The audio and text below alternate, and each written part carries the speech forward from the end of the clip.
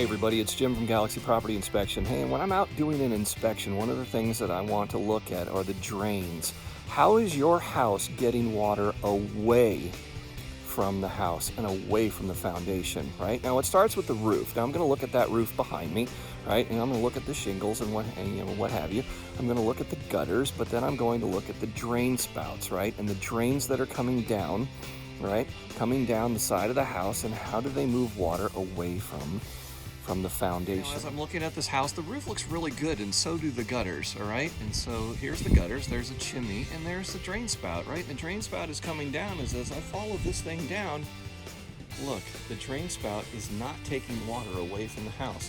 In fact, at this particular house, the water is actually being directed to the foundation. Now you have to understand, right? As a home inspector, I want you to get water at least 6 to 10 feet away from the house, and I want you to get it away, all the way out here into a swale that can take the water back to the back of the property or wherever, so that it just gets it away from the foundation. But in this case, we're actually directing all of the rainwater that hits this side of the house, and we're directing it down right to the foundation, which is going to cause cracks. It can cause settlement of your house. It can cause the inside walls of your house to crack. It can create mildew and mold situations. It's just bad. So I want everybody to go outside today, take a look at your house, take a look at the drains, and let's make sure that those drains are coming down the house and then being guided away, at least 6 to 10 feet away from the property.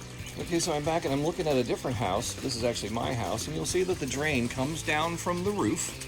Okay, it's got some little kick-out flash in there, and it comes down to the roof, and then it just disappears into the ground. Well, that's not the end of it. We need to make sure that that water is going away from the house.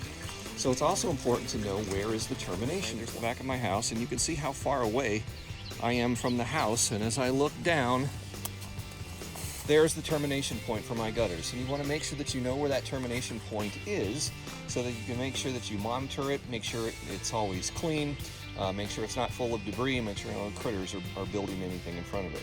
It is very important to know where your gutters terminate to make sure the water's getting away from your foundation. So if you want to make sure that you have a happy home, you want to make sure that you get out there, clean those gutters at least 2 or 3 times a year. Don't just do it once and done. All right, 2 or 3 times a year. Make sure you know that your drains are working. Make sure you know that that water is getting at least 6 to 10 feet away from the foundation.